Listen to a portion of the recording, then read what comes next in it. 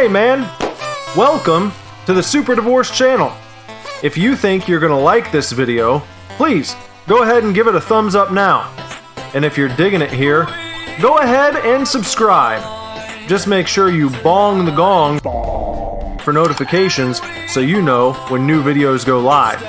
Now then, please look forward to this video. Enjoy, chefs. Hey man, welcome back to the Super Divorce channel. Nicholas Villars here, aka Super Divorce. I play music. I am creating a Proudly Comicsgate comic book, and today I'm going to continue taking a look at this LOBO'S Back 4-issue miniseries from DC from 1992. This one was given to us from Keith Giffen, Alan Grant, and Simon Bisley. Suggested for mature grown-ups.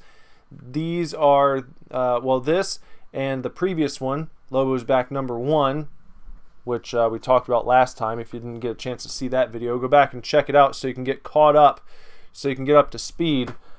I'll give you a quick gloss over what happened in the first issue. In case you don't remember, you need a quick refresher.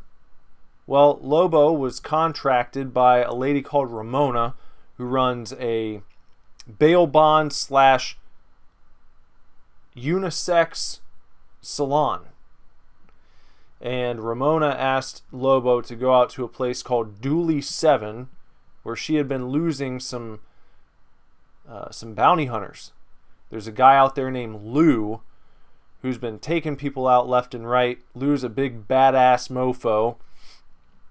And long story short, Lobo shows up on Dooley 7. He finds Lou. They had a great fight. Fantastic fight. I showed some of the panels from that fight in the last video. You should definitely go back and watch that. If you don't have the book, you can go back and watch that video and check it out. It's fantastic. A lot of fun. These two comics, because I've not read past #2, these two have been some of the most enjoyable comic books I've read in a long time. So much fun to read, which is how comics should be. Now, at the end of issue #1, Lobo was blown in half by Lou's brother, who was sort of his accomplice, his partner in crime. And then we were left at the end of issue 1 with Lobo. His legs were standing, his torso had been blown clean off his legs, and he was lying on the ground. What happens next? What are you going to do after your character is blown asunder? Part 2 is called Heaven is a 4-letter word. Woo! So, Lobo here in a scene that looks straight out of Sandman, if I might say. Doesn't this look very Sandman? There are a few scenes in this issue that are very Sandman-esque. Very much looks like something pulled straight from Neil Gaiman's imagination. Neil Gaiman and Dave McKean and others who've worked on that series. Anyway, so there's Lobo. If you can't see him, look down there. He's standing in line, waiting to get into heaven, it seems. Strange place. You wouldn't think that he would end up there. So Lobo is standing next to this gentleman. He's like, yo, dweeb, where the frag am I? And this guy's like, you're dead. We're all dead here. You know. And then he has a realization. He's like, that low-down bastich. He likes to say bastich, does Lobo. One of his personal made-up words, slang curse words, perhaps invented for this Lobo comic book. I'd never seen bastich before until I read issue 1. He used that word several times. But that low-down bastich Lou must have killed me. Said, this'll never do. Lobo can't be dead, can he? He's like, nobody wastes the main man and lives to brag about it, especially not some geek like Lou. Loo, by the way, not L-O-U, like most people spell Lou. That Lou from Dooley 7 spells it L-O-O. Now, Lobo looks up and he sees this sign that says, wait from this point 41 years. Patience is a virtue. So you're in the afterlife, you're waiting to get to the pearly gates. Now you find out, by the way, it's going to be 41 years before you get up to get checked out here. Lobo's not having that. He says, not this dude. Lobo's not waiting 41 years. He begins going Lobo on these guys, on the dead people who are waiting to get in to heaven, get through the pearly gates. He just grabs people and starts slamming their head into these structures. Spludge. Apparently you can still be injured on your way into heaven. These people still have maintained their corporeal forms, and they're being just savaged by Lobo as they're waiting to get in. Now he gets up, and this fella kind of confronts him, and he's like, hey, you can't hurt people who are already dead, pal. Lobo goes ahead and knocks his face clean off, separates him with a big punch. Just, I've never seen a punch delivered quite like that before. Look at that. I mean, just the arm straight out, and he separates his head. He splits the mouth. See, I mean, his top row of teeth are fully intact, and that portion of his head's been ripped off, and then on the bottom there, you know, his lower jaw, that's still looking good. It's just that his head's been torn in half by this vicious punch, and this is a guy who's kind of like a heaven's security guard. So Lobo is he's really flexing here. That's a big hit. He says, "Is that a fact now?" Mush. Great sound effects throughout these first two issues, by the by. So then once he gets up to the pearly gates, we'll fast forward a little bit, talks to kind of a supervisor guy. This guy's letting him know, hey, you know, hell doesn't want you because you're Lobo. You're so bad that even they don't want you to come and hang out with them. And that's when Lobo first floats this idea. He's like, all right, well, if I'm not really welcome in hell and I don't want to be in heaven, why don't you just send me back? Just send me back to Dooley 7. I've got some unfinished business there. The supervisor is like, well, no, your fate's already been decided. We can't send you back there. They've got kind of a rule. It's like they have a no reincarnation rule for Lobo here. He floats this idea several times. But that's not going to happen. So his spirit guide shows up. Lobo's spirit guide. This angel man. He's just being covered with a fig leaf. Looks very, very soft, you know, and when he shows up, Lobo's reaction is, nice leaf, fruit ball. It's a good insult. Fruit ball.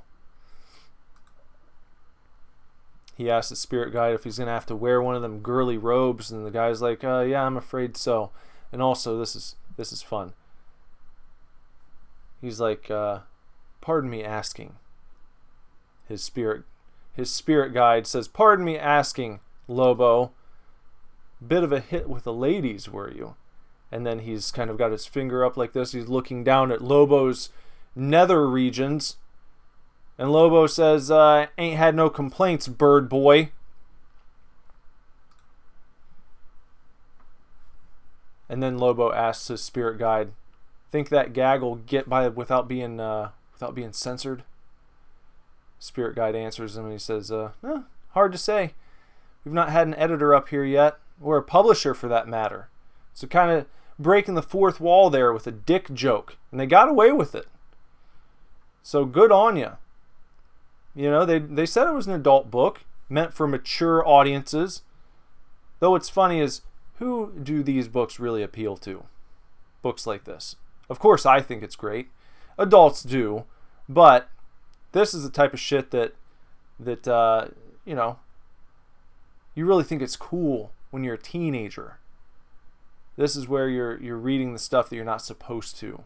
Or even, you know, you're 11, 12 years old and you picked up the Lobo comic and it says it's for adults on the front, but you read it anyway because you're a badass.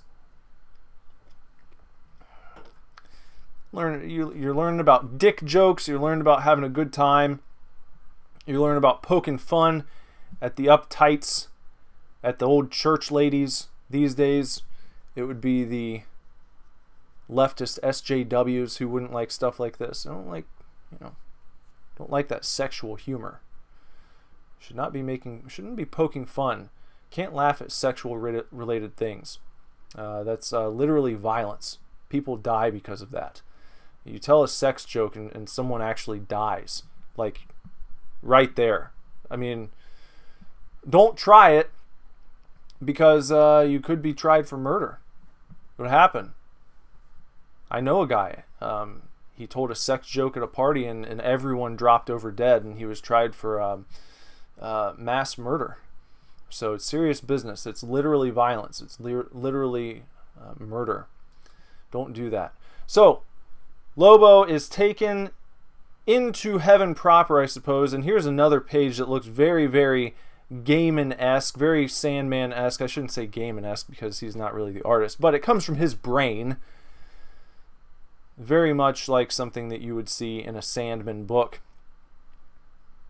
And Lobo's kind of scratching his head and what have I gotten myself into here? What is going on here? His spirit guide has to run back to the supervisor and let him know that there's a big problem. And what's that problem? Lobo has proceeded to get his hands on a sound system. He's got a harp, and he is grinding on the harp with a saw that's plugged in the sound system, blowing the speakers out. He's got angels slam dancing with each other, biting each other. This angel right here, he's throwing up the horns, and Lobo is singing a song kind of mocking Jesus.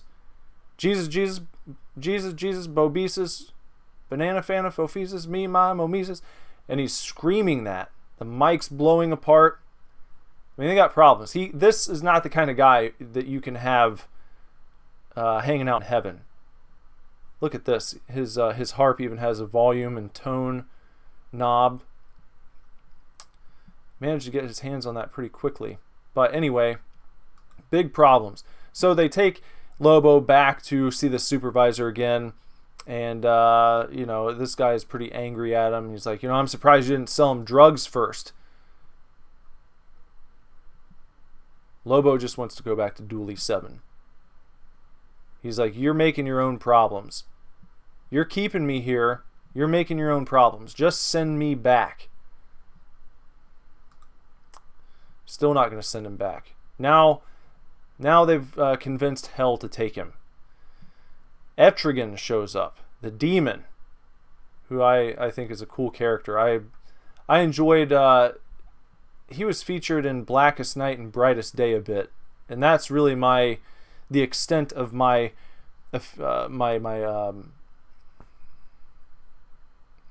knowledge of his character. I've never read any of his individual books, but I've always enjoyed when he's shown up in other series that I've read. I think he's a kind of neat character. So it was cool to see him show up. He's got a cool design. That's like the biggest reason I enjoy seeing him appear in comic books. He's just a cool looking character. So he shows up. He takes Lobo down to Hell.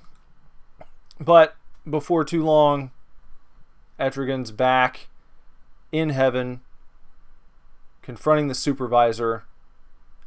He wants him to take Lobo back. It's like, we don't want him anymore. He's too much hassle. So Lobo's back with the supervisor again.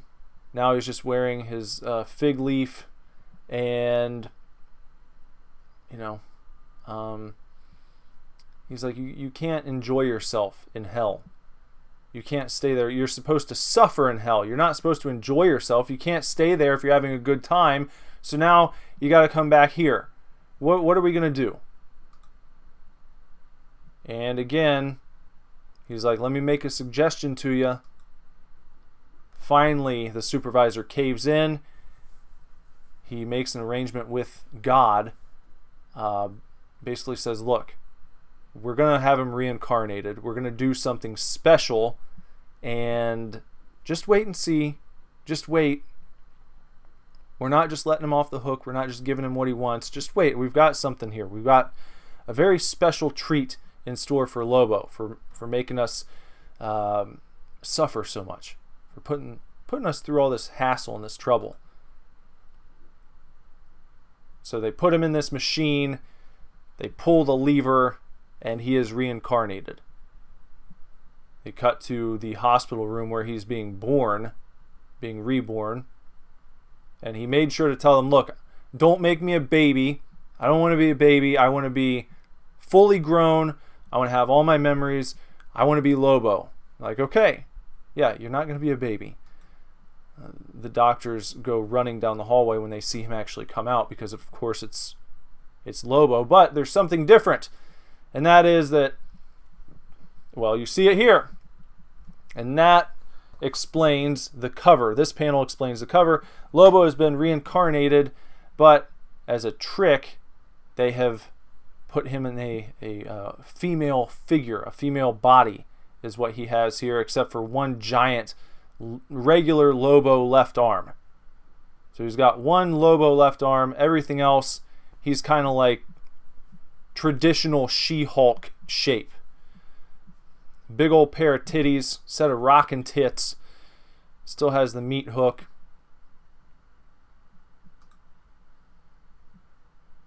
Then female Lobo looks over at the calendar and sees it's also 1940. So there's another trick that they've played on Lobo. And then he gets a look in the mirror and sees that he's a woman and is not taking it very well. Doesn't like it. He's like, a woman, a female, a she, a broad. Starts wrecking shit, going crazy like the Hulk, crashing the wall. Those low-life, backstabbing, heavenly sons of bitches, not happy at all with this. But I'm sure that when this book came out, there were some people who were. Oh, I don't mind to say it. Besides the arm, this is kind of like a smoking character. Now, what's tricky, though, is that it's like the Bowsette thing. When the Nintendo characters get the Bowsette crown, and then it turns them into like a sexy female version, but it's still the guy in there. It's not like now it's actually a female. Like that's the character. They've had like a very, very convincing, very, well, I don't know. Is that the right word? Is that politically correct? I don't know. What do they want you to say when someone makes the transition? I don't think passing is acceptable anymore. People don't like when you say passing. Well, let's just say that I don't know. I really don't know. Now I don't know what to say. I've backed myself into a corner on this topic. I was just trying to compliment the fact that you take that left arm away and show me this character. If I was not familiar with Lobo, I'd be like, oh, that's like a kind of smoking hot superhero chick. And then you could be like, actually, that's not a chick. That's a guy who's had a joke played on him by God, basically, for being such a bastard. He's been reincarnated as a big buff dude, a big badass celestial bounty hunter, and he still feels that way. He still feels like a brute, like a man's man, but now he's got this womanly body, a heavenly body. So Lobo's going nuts, and then after the anger passes, hangs his head, drags his big old arm, and walks out of the hospital. out into the street where there are some fellas hanging out in a dark alley. And they're about to make a huge mistake here because they don't know who they're messing with. They just think it's some sort of Amazon chick that they're going to be able to perhaps manhandle and take advantage of here. So this one guy, he's kind of noticing. He's like, I don't know, Teddy. She looks sort of not all right. I mean. And his friend with the pompadour, he says, don't be stupid, Chalky. She's just a bint with a big arm. Lobo begins snap, crackling, and popping the knuckles and is like, yeah, that's right. So you bozoids want a party? Next thing you know, broad female femme, is that what they want to say? Femme Lobo? Or, you know what, in the letters section, they refer to her as Bimbo in this form. Bimbo tears this guy in half who was seemingly about to attempt some sort of sexual assault, we can be led to assume. And these guys are looking on, and they are not spared either. They all end up with their heads on a pike and their bodies just in a big mess, torn apart. This guy's ass is sticking up in the air. And Lobo even says, thanks for the momentary diversion, you sexist creeps, but I got bigger fish to fry. I mean, this is a statement against sexual assault, against sexism, but it's being made in a very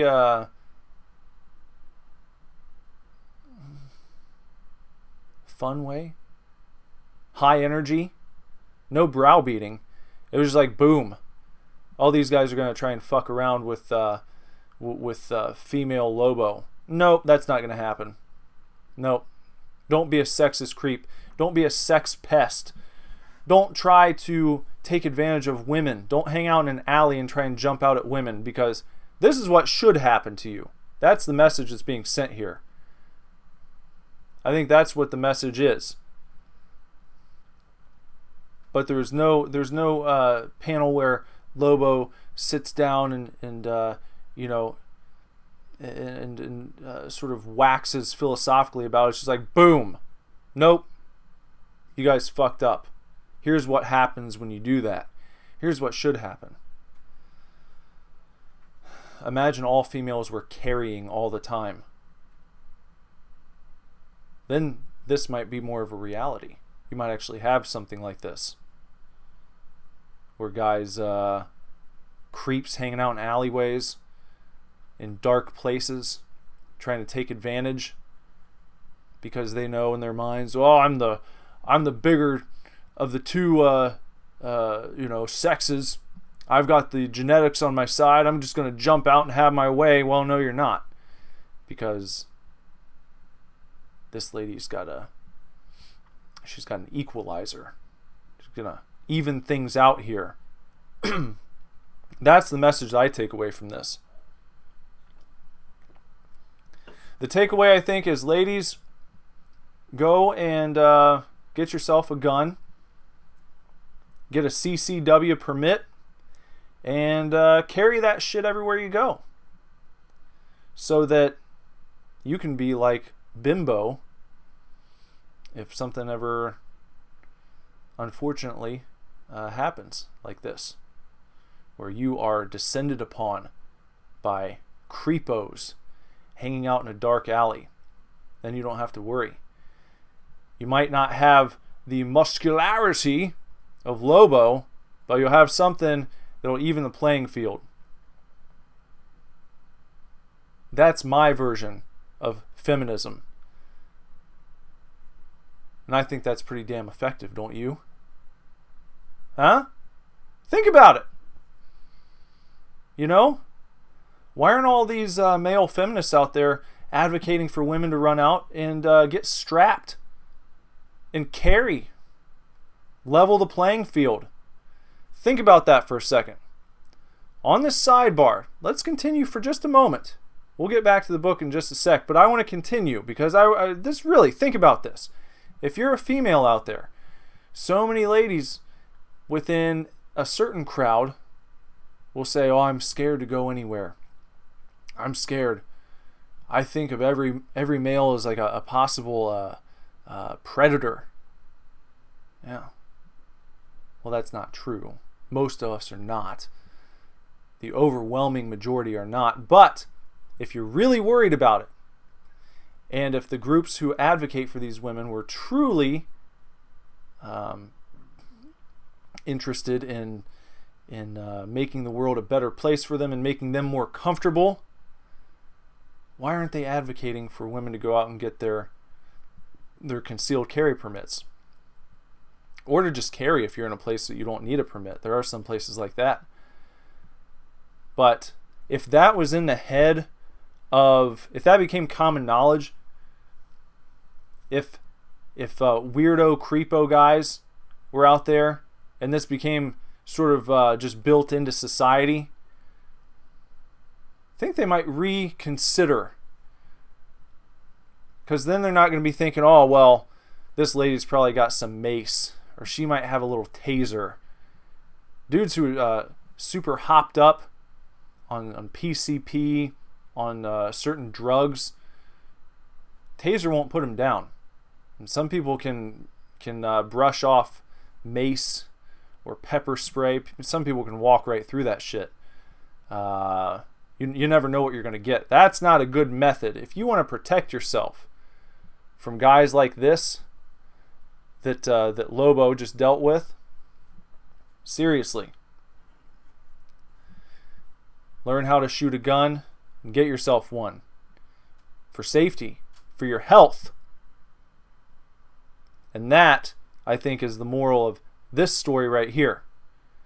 That's what I take away from it. I'm not saying that's what they meant when they wrote this, but if you want inspiration, if you want to take inspiration from this, I think that's a good thing to do, in my humble opinion.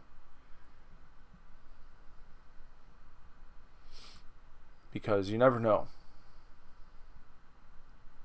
If everyone were carrying all the time, maybe the world would be a much better place. Or maybe we just have gunfights constantly. I don't know. I don't really know. But can it get much crazier than it is right now? Maybe not. Maybe so. I'm just thinking out loud here, as we go through this Lobo book.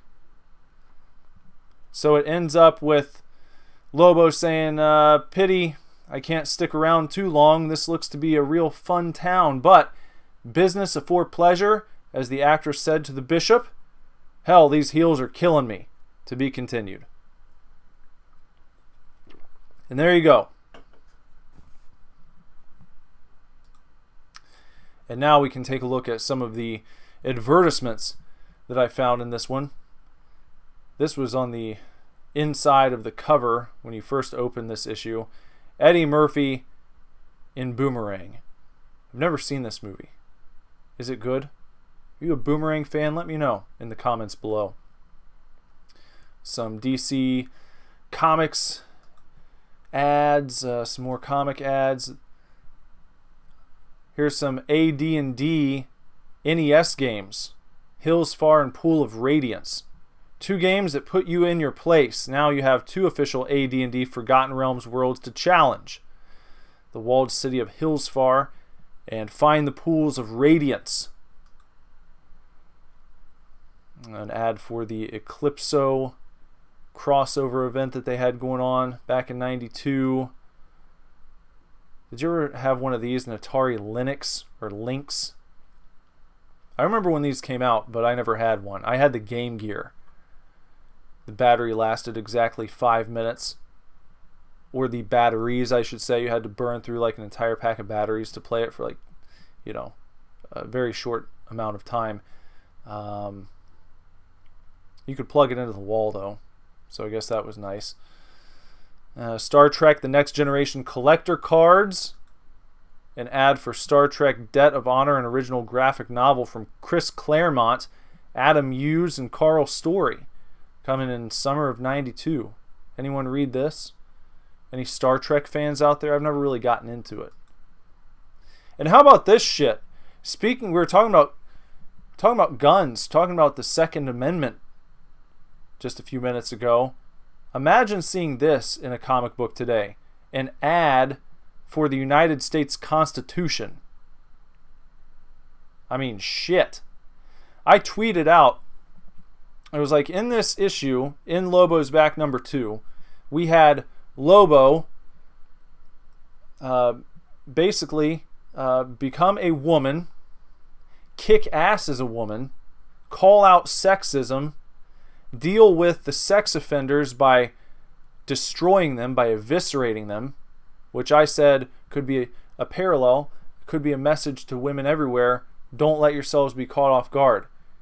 Get yourself a goddamn gun, learn how to shoot it, and go out into the world. And then even if you did assume that every man you walk past might be a sexual predator, you also have the confidence to know if this guy tries anything, if the guy tailing me here as I'm walking back to my car at night, if this guy tries some shit, I'm going to Lobo his ass. He's going to end up with his head on a damn pike, figuratively speaking. The importance of the ability to do that, enshrined in our great founding document in the United States Constitution, in this same book as all of that stuff, an ad for the Constitution itself, where you could write to Constitution, Washington, D.C., and they would send you a copy of the Constitution as well as a closer look. I mean, shit. Based as fuck. I hope that one day we can achieve the level of based that we achieved with this issue of Lobo. I mean, it's got diversity in the way you want it. It's empowering, and it's also patriotic. And so I have to tip my cap to this issue in particular. It was fun to read, and shit. What else are you gonna say? Now in the Lobo's back letters column here, something else that I tweeted about earlier today, which if you're not following me on Twitter, please do so. At Super Divorce. No, sorry, at the. That's my new one, right? Sorry. I think I've just been saying at Super Divorce. That was my old account. I had to delete that because, well, there was a period of time when that account was used for a previous band, and we had done one of those stupid ass like for like services, and we ended up with like 10,000 followers, but none of them were real, and it just looks stupid because you tweet something out and then it gets like one like, and then people see, well, they have 10,000 followers. Why is there no engagement? It's because it was all fake. It's fake news. So I just deleted that entire shit, that entire account, and then started over again. At the Super Divorce on Twitter. Give me a follow. Anyway, the letters column included some people who were very upset with the depravity, with the crude and lewd nature of Lobo. And this guy right here, he said, DC Comics, I have just purchased a copy of the Lobo Christmas special. This has to be the most horrible, disgusting, sickest, revolting, insane, trashy, rubbish, and complete expletive deleted that has ever been written. Where do you ever come up with this type of stuff? And what type of person would ever write this crap? I tried to take this comic back, and the dealer even said it was the expletive deleted. DC, you usually support good comics. What happened? Sterling Baxter, Thunder Bay, Ontario. The response from DC was, "Thanks for writing, Sterling." And I thought that was very Pete Semetti-esque. So I tagged him and I said, hey, I think this response seems like it was straight from Peter Semetti, from Publishin' Pete. from the upbeat nature, from the way that they took it, and just say, hey, thanks for reading or writing. And we exchanged a couple tweets there back and forth. Something he said I thought was brilliant was that what they could have done to improve upon their response was to maybe have Lobo write back, and he could be a little more gruff. He could kind of tell him, hey, if you don't like my book, why don't you go and read some of that wimpy Spider-Man stuff, something like that. And I was like, oh, that's a good idea, because then you can have the creators, who no doubt roll their eyes at a letter like this. You could have them snap back a little bit without being seen as like butthurt sweethearts, where they're not giving bad customer service per se. You have the character write back to them, and you can sort of be honest via the character, because the character wouldn't give a shit, because Lobo wouldn't suffer this. He'd be like, oh, go fuck yourself, go read something else. Which you shouldn't really say if it's you as the creator. If you're the creator talking, you should respond and say, oh, well, maybe you didn't like it. Hopefully you'll try something else in the future, and you dig that. But if you give them an opportunity to interact with the character, that's kind of cool. That's kind of a neat idea, I think, for letter sections in general. Well, you can talk to the editor. You can talk to, one of the behind-the-scenes guys. Usually the writer of the book is not the one answering letters in the back. It's usually someone else. So who would fans rather talk to? Some Joe Schmohawk? Or would they rather talk to the character who stars in the book that they're reading? That's a neat idea. I don't know. It's probably been done before, but seems like that would be a neat thing to do. Something to think about. And then on the very back page, another Batman Returns ad, which we had on the... No, where was it? Yeah. The back of issue 1, they also did a Batman Returns ad. Issue 2, you actually get to see Michael Keaton, Michelle Pfeiffer, and Danny DeVito. And that's going to just about do it, guys. So, thanks for hanging out. Thanks for checking out this issue of Lobo's Back. 2 of 4. We're going to do 3 and 4 as well coming up. I don't know if they'll be the next videos I release, but I'm definitely going to feature those here, because I feel like I've started it. I might as well finish and have some fun with it. Hopefully you don't think this is a total bore. Let me know in the comments below. Let me know if you're enjoying this. Let me know if you're going out and you're going to get any Lobo books because of this. If I've turned you on to it. If you're like, oh, you know what, that Lobo character is kind of cool. I'm going to check some out for myself. You should do that. And follow me on Twitter, like I said, at The Super Divorce, on Instagram at Super Divorce Band. Sub to the channel. Bong the gong for notifications if you've not done so you know when new videos go live. Leave a comment below if you have anything. I'll write back to you. Doesn't even have to be about this video. You can say whatever. Any questions, concerns, go ahead, leave them below. And share the videos, bring some people on over. Have a good time around here. And as I mentioned in the intro, I play music. If you haven't listened to Super Divorce music, please do that. You can check it out on Spotify, iTunes, Apple Music, wherever you like to stream your tunes. You can find Super Divorce. The most recent album is called Action Figures. 10 songs of synth pop delight. It's a delightful album. A full-length album. No EPs from me. I don't do that shit. Not anymore. No more EPs. Hopefully for the rest of my musical career. I regret ever having released an EP in my life. I hate EPs. So, full-length albums. If you're a fan of Depeche Mode, Tears for Fears, New Order, that kind of shit, I really believe that you will enjoy the album Action Figures.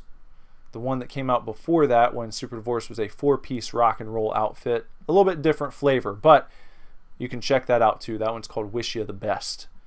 And if you like that stuff and you find that just streaming isn't good enough for you, if you want the security of having a physical copy, you can do so. You can go to superdivorceme.com and you could pick up a CD, a cassette tape, or a vinyl record. I recommend you celebrate the entire catalog. That's my suggestion.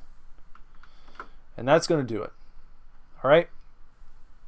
Everyone, take real good care. Keep kicking ass. Love you lots. Lord willing, I'll be back very soon with another video for you to watch. Bye-bye. Divorce. We gonna go viral with this one.